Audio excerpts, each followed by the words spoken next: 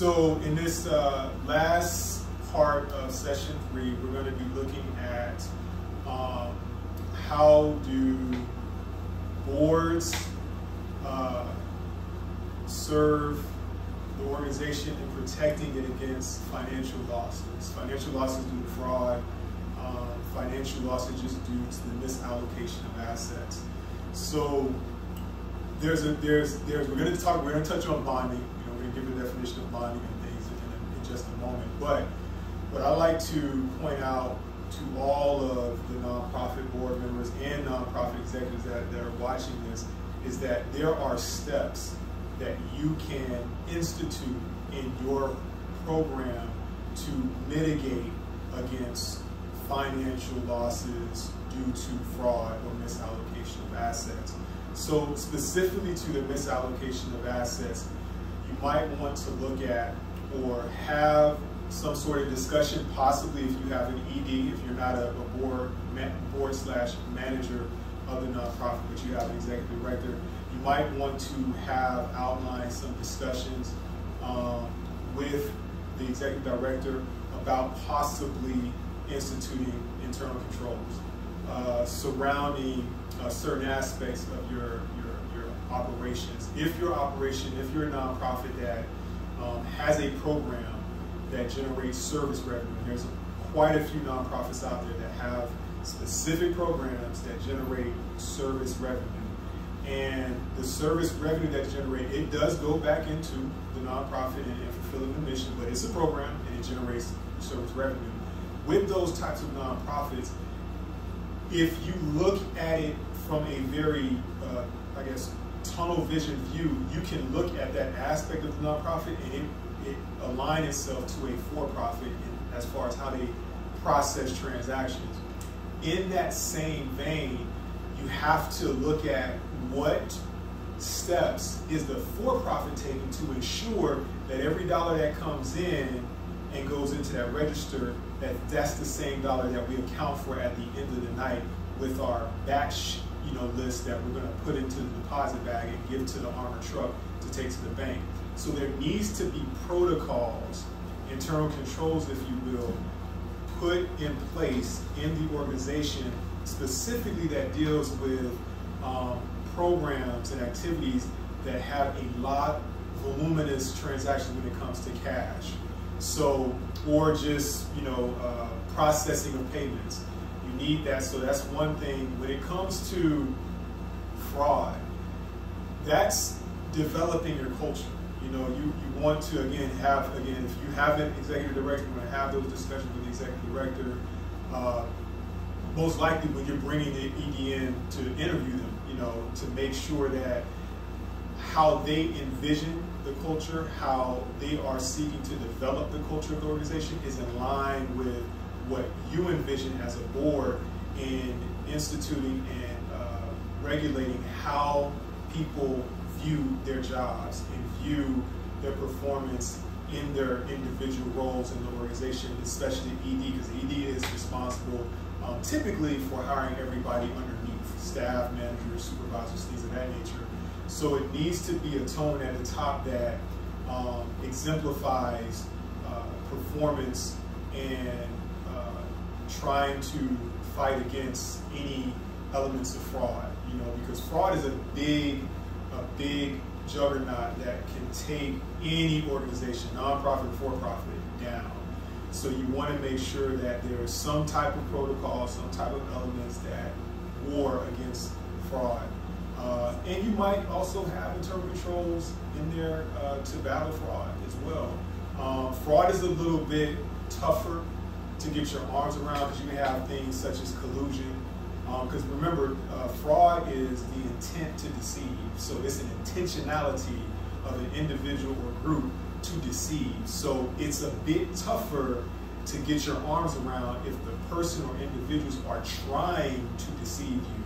But you can institute certain internal controls and standards in your organizations to fight against that. It can be part of your interview process, part of your review process, just part of the process of your culture as an organization. Again, like I said, the tone starts at the top and it trickles down. So if the ED is above board, if the board, you know, is performing above board and they're exemplifying and being a model to the executive director can then be a model to the managers, so forth and so on, so that the intern that's there are performing at a level that is above fraud, if I can say it that way, and their performance exemplifies that. So with that, we're going to give a definition. Now that's again, those are the steps that you can actively take without being bonded. So we're going to give you a definition of bonding, but these are the steps that you as a nonprofit can take to ensure that you are regulating and ensuring that the financial losses that you bear are minimized and mitigated. You may, I mean, everybody does. Human, may not be fraud, may not be an intent to deceive, but it may just be, you know, shrinkage. You know, it may be damage. It may be anything that we experience as financial losses. The purpose is to minimize those losses, and that's what. Again, bonding is another resource that certain nonprofits, potentially bigger nonprofits, have at their disposal, but the smaller ones may not necessarily have that at their disposal. So these are the steps, again, that we just discussed that you can take to make sure that you also minimize those financial losses. So bonding. Jennifer, can you give us a definition or a description of? So I'm really not familiar with what bonding is. As soon as I heard bonding, I'm like, okay, this is not stocks and bonds, and this is not spending time together, word bonding. So I'm trying to figure out and wrap my mind around what this is. Can I do a quick Google search? That's fine, yeah.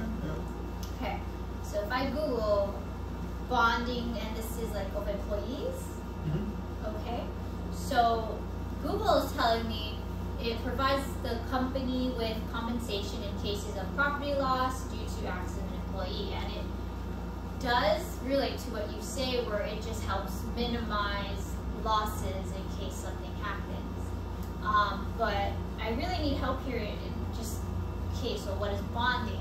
You know. And so, if the board feels that, let's say, okay, I'm gonna give a fear. I don't want to, because I already used. I love Habitat for Humanity. I think I talked about Habitat, gave an example in last session. I love you, Habitat. That's why I'm saying your name. But we're going to give a theoretical example. I'm going to give a theoretical nonprofit. Let's say this nonprofit is in the business of providing furniture to families in need that don't have. They can't go to rent a center. They can't go to the expensive furniture store over here, but they need beds, they need couches, they need TV, they need the different necessities that families need. This organization that provides these furnitures for families, they also generate the revenue to deliver the furniture to the families in need. They generate that revenue by taking donated antique furniture and selling it at market to, well, I shouldn't say at market, but selling it to individuals who want to buy antique furniture. And they raise, that's one of the programs that they utilize to raise funds so that they can transport, transition, possibly build, you know, this more inexpensive furniture but durable, so that they can deliver it to these families in need. So because of this business being a servicer when it comes to generating revenue, that program actually generates service revenue because they're providing, selling a good, getting revenue from it, turning around, using that revenue to fulfill the mission of the nonprofit. So if that organization was not just in one location, but was in every city in the state of Hawaii, and let's say every single subset of that organization generated no less than $250,000 a year in sales, that would warrant the board to at least discuss bonding. Because whoever is the manager over the Maui County region of this nonprofit, or the Honolulu County, city and county region of this nonprofit, or the Kauai County region of this nonprofit, we may need to look at that, because it's significant enough to prove if we were to mismanage anything and incur losses, it would impact our program, our mission, because all those funds are utilized to, again, provide these furnitures for the families in need. And because the dollar amount's so great, bonding might be something that the board discusses with the ED, and the ED might say, you know what, I think so. The next manager, regional manager that I hire, needs to have the expertise and experience that's necessary for me to bond that person. And so now they have somebody that is bonded, an employee that's bonded, that's covering this region of nonprofit, vendors or what have you, whatever you want to call them, that generate this revenue through the sales of these antique furnitures, again, to be then redistributed into providing the furniture to the families in need.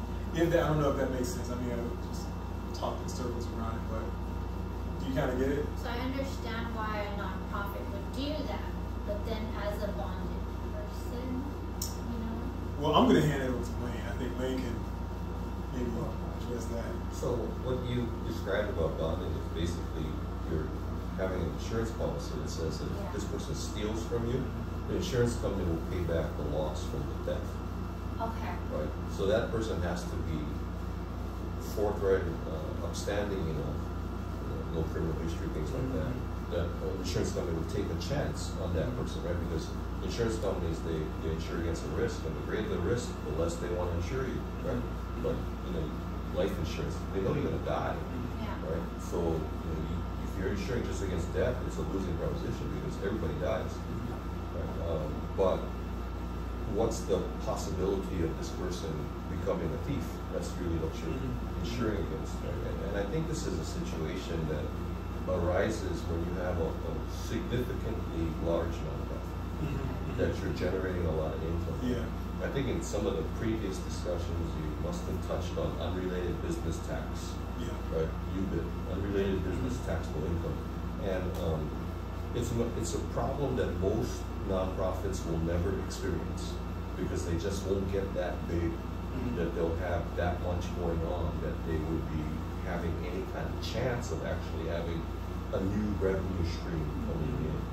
Right? But I think a lot of the concept here really looks again at what I always talk about is risk management. Yeah. How do we manage these risks? And you already alluded to, Aaron talked about, and you talked about before, about internal controls.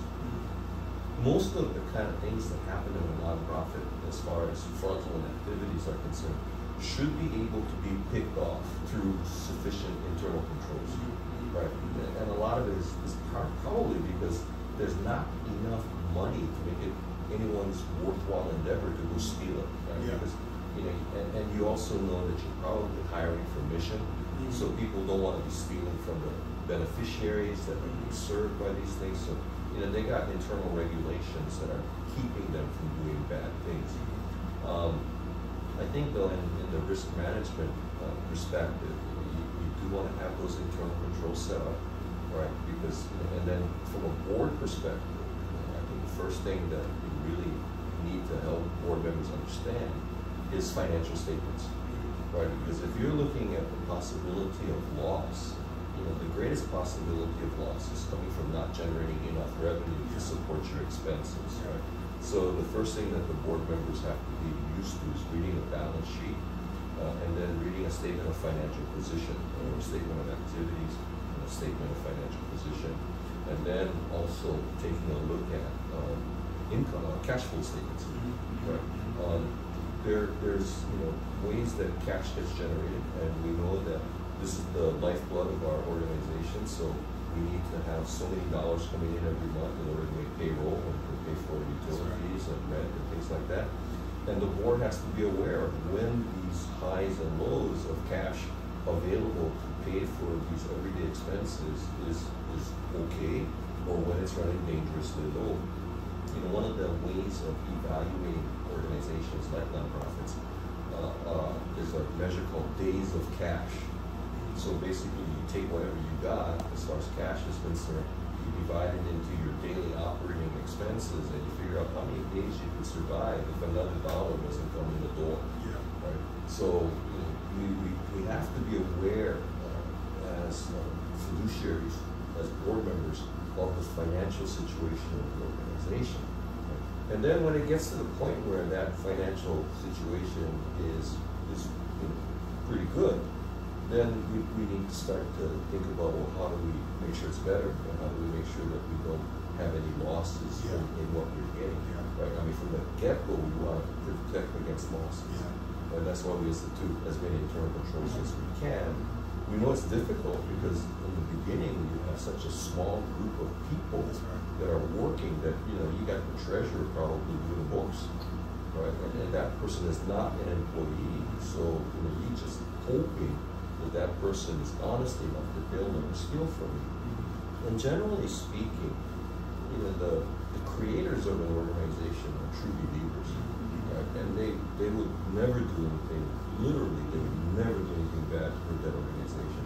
But you need to set up the systems of internal control because that generation will pass and a new generation has come in, and you won't have the same kind of commitment.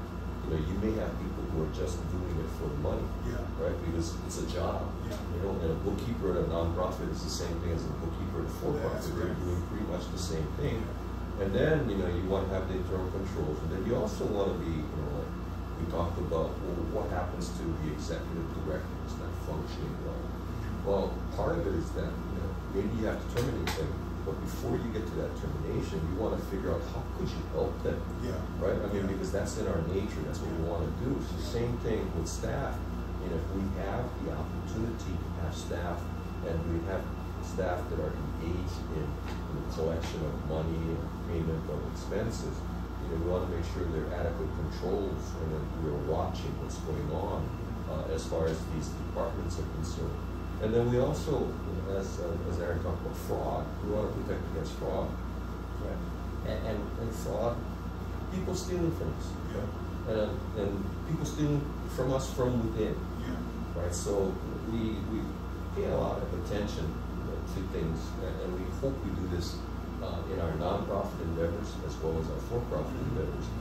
But there is something which, you know, we look at as the elements of fraud, or you know, the elements of a crime. So we're all used to watching TV, right, where the detective says, okay, well, here's the dead body, and we're looking for suspects. So the first thing we look for is motive and opportunity. That's right? So we look at motive and opportunity, but we also look at something called rationalization, right? And those are pretty much the three elements of the fraud triangle, right? So that you want to observe people's behaviors, right? Not after they steal everything, but maybe when they're having some trouble. You know, again, we know that COVID was upon us, and a lot of people were placed into situations where there was financial difficulty, right? So there's a need, right? And then perhaps there's also, you know, a rationalization that I'm owed this. I'm coming to work, nobody else is. I should get a raise, but I'm not getting a raise. So, you know, where do I get that money? Then you suddenly start going like, okay, do you have the motive, you know, and you have a rationalization that you deserve this. You have the motive, you know, to do it, and then you have the opportunity, right? And that's where a lack of internal control really comes about, right? Because you don't have anybody watching over those people, right? And then the other thing is that you can also, from a more humanistic perspective, observe what's happening in people's lives. You know, if they're working for you, you have to feel for them, right? And you got to talk to them, and you got to be engaged and involved with them. So a lot of times, you know, we've seen this happen in nonprofits, particularly because of the trust that's placed into someone like the bookkeeper. And they, you know, they're the bookkeeper for the church, and they steal $1 million from the church. You know, how did that happen? Right? And then we find out after the fact that, you know, have to do something a lot of times with gambling, drugs or family situations, right? So there was a justification, there was a need, and there was the, so that's the motive. They got to cover that. But in the process, we can sense if we're watching, and we don't even have to be watching that closely. But we can sense a gradual decline in the person's behaviors. Right? They start missing work, they start coming late, leaving early, doing things undone that typically would have been no problem for them to do. And it gets worse over time. Right? And yet, nobody intervenes. And the only time that something comes up is when all the money's gone. So we have a responsibility to our people that work for us, as well as our people who are the beneficiaries of our services. So it's something I think that needs to be said, that in this process of managing risk, we do have to pay attention to the people that we're working with. If for no other reason, just to let them know that we care. I think that's so very powerful, because the community is inside and out. So now the one thing that you touched on, Wayne, that was so very powerful is there's a level of internal controls that Wayne mentioned, and I'm gonna just exemplify right now. It's the top. There's a top level of control that the board actually performs, and that's the review. The review is now here's the thing. This is all my viewers out there, because I know a lot of you are going to you're on pins and needles about what I'm about to say. You have to, and Wayne said it too, you have to understand a little bit about financial statements. You have to understand how to read certain areas and sections. Maybe you don't know the intricacies of every area, but you need to understand generalities and sometimes specific sections of the financial statements. And the reason why that's so very important, because going back to Wayne's example, if you do a quarterly review or monthly review of the financial statements, and let's say that you are of the size, back to our organization, that you're generating in a given year gross revenue in one particular program of, let's say, $20 million, okay, which is really healthy for a nonprofit. So you're generating $20 million, and you see from one quarter to the other quarter, it declined, but not gradually, it's a drastic decline. That may be an opportunity where you can bring the CEO, the executive director in, and we can talk about it. And the executive director may not know, oh wow, I didn't know that it went down. They might not be responsible for that particular program that they saw the loss in, but they can drill down and say, you know what, it looks like this particular change was caused by this particular program, and I know who manages that program.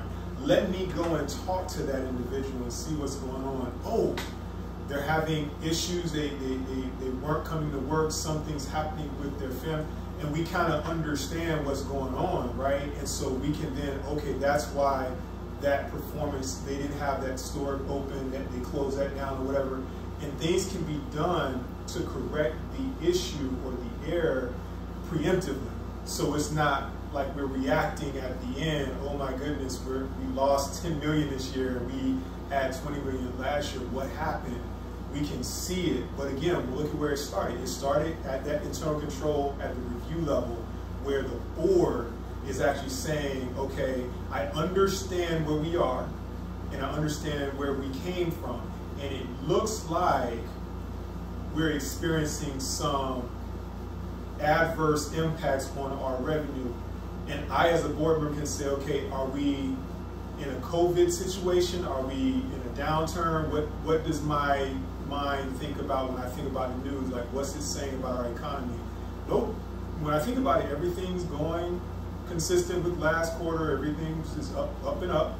So I don't know, and I don't get why we have this change. Let's talk about it. Let's bring folks in to help us understand, because it may be a logical change, but it might not be. And the ED might be able to say, no, I wasn't expecting that. Let me look further, and we'll reconvene at the next meeting, and we can address those things. But again, internal controls is the key that actually helps to bring that thing out. So I think that's probably one of the biggest areas that we can emphasize in this session.